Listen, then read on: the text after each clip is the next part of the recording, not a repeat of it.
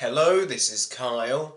Now, Series 8 was sold to us as being the most radical departure for Doctor Who since the revived series first aired back in 2005. Yet I get a distinct feeling with every episode so far that we've been here and done this before, and perhaps that is because so far it's the same writers that we've seen time and time again: Mark Gatiss, Stephen Moffat, Stephen Thompson.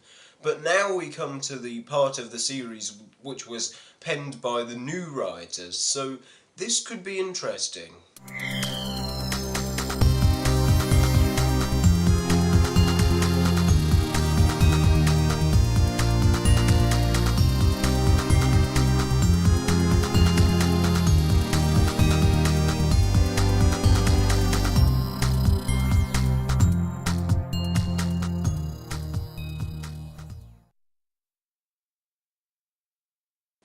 Episode 7 was written by Peter Harness and was called Kill the Moon. Now, with an episode title like that, it could have either been very good or very bad, and it turns out it's kind of both, but mostly good. The episode's biggest strength was just its sheer imagination. The inclusion of giant spiders is nothing special or original. But then we learn that these are just bacteria, and the moon is in fact an egg, about to hatch, which is why it has put on so much weight. This is exactly the kind of creative escapism I look for when I switch on Doctor Who, and has been missing from recent episodes such as The Caretaker. Part of the reason why I was so harsh to that story was it's just frustrating to see 45 minutes of forced character conflict when I could be watching the moon give birth to a dragon creature which then lays a new egg. I think there were times in The Caretaker where I just felt like the writers had completely forgotten the point of the show. But anyway, I've said my piece about The Caretaker already, now it's time to move on. The central conflict of whether or not they'll destroy the creature is effective, however it jars with the tone set up by the premise. The idea of the moon being an egg is a fantastic, fun concept, but it's also something not to be taken too seriously, and I feel that setting up a huge dilemma around it of this nature just doesn't quite fit. To compound matters further, the conflict is mishandled in places. For example, Clara is given the helpful line, "You can't blame a baby for kicking." To me that just comes across as really ignorant and stupid, because assumably many people have died in the disasters on Earth caused by the moon gaining weight, and many more lives are potentially still at risk. So I don't really see what a baby kicking has to do with anything. It's about the cost of one life versus potentially many more lives. One element of Kill the Moon which works really well is the confrontation between Clara and the Doctor. It is well filmed, with the camera angles bringing out the separation between the characters at that point, but I think what really makes it work is that everything in the episode has been leading up to this moment. So when Clara says lines like, "That was you, my friend, making me scared," it feels justified.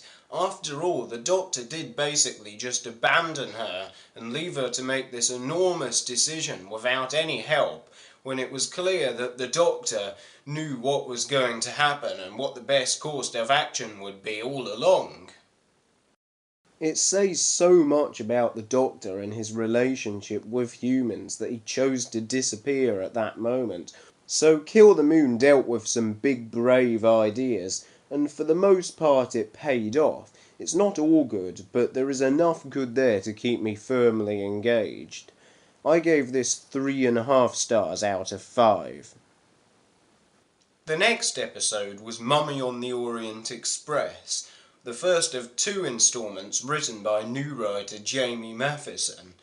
Following the argument in Kill the Moon, Clara's come to an arrangement that this is supposed to be the last time that she will travel with the Doctor, and the Doctor takes her for a ride on board the Orient Express in space, where everything is not quite as it seems. A supernatural being resembling a mummy is picking off the passengers and crew one by one. There is a rule that someone dies exactly 66 seconds after the lights flicker, which is effective because it means there is a certainty to each death, that it will happen at a set time and nothing can stop it, which creates a feeling of hopelessness. But the main villain actually turns out to be Gus, the computer, and a very powerful one he is too. My personal highlight being the way in which he calmly depressurises the kitchen when the Doctor refuses to stop talking on the phone. While putting a load of people on a train to find out how to stop a monster and not telling them that that's why they're there doesn't make a lot of sense to me, I'm willing to go along with it as it's all part of the mystery and the reveal is actually done very well. But the best thing about this episode is the Doctor. After all the hype, I think Mathieson has finally given us this darker, more alien Doctor that we've always been promised. If people have to die, then at least make sure something can be gained from it. This Doctor is compassionate, but also ruthless and detached, because he has to be, because as he points out to Clara, sometimes the only choices you have are bad ones, but you still have to choose. Mathieson was also responsible for episode 9, titled Flatline. Now, I get the feeling that the general consensus is very much in favour of this episode. I haven't really heard anyone actually complain about it out of the people that I've spoken to, and for once I'm not going to go against that. It's not perfect, but Flatline nonetheless is a candidate for my favourite episode of the series, along with Mummy on the Orient Express, which just shows how effective Mathieson is as a writer. As with Kill the Moon, one of its strengths lies in its creativity, with a genuinely original and effective antagonist. I actually found the flattening effect really creepy, because it's something that's really weird, yet I could imagine it happening in my own home. The TARDIS shrinking has been done before, but you can't deny that they use the idea very inventively. Take, for example, the scene where Clara casually pulls the axe out of her bag, which has been handed to her by the Doctor. This was the story which just kept on surprising me. Like, at one point I thought, yeah, it's just going to be a rip-off of Fear Her, and the ending will be something like Rigsy does a drawing of the TARDIS and somehow they make it 3D, or something daft like that. But it's actually turned out to be something completely different. As I said, it's not perfect. The ending is a bit of a cheat. The Doctor defeats the Boneless by flying his TARDIS at them and buzzing the sonic screwdriver and they're gone, with no proper explanation. But the episode gets away with that because it's not the focus of the story. The Doctor isn't meant to be the hero, it's all about Clara saving the day by bringing the Doctor back. Having said that, the dynamic of Clara as the Doctor should have been explored a bit more. Like, they tried to make a philosophical point about it towards the end, with the Doctor saying good had nothing to do with it, but it doesn't feel backed up by the rest of the episode. Above all though, the story just felt so refreshing, and it brought back the sense of wonder and unpredictability to Doctor Who that I really feel has been missing lately.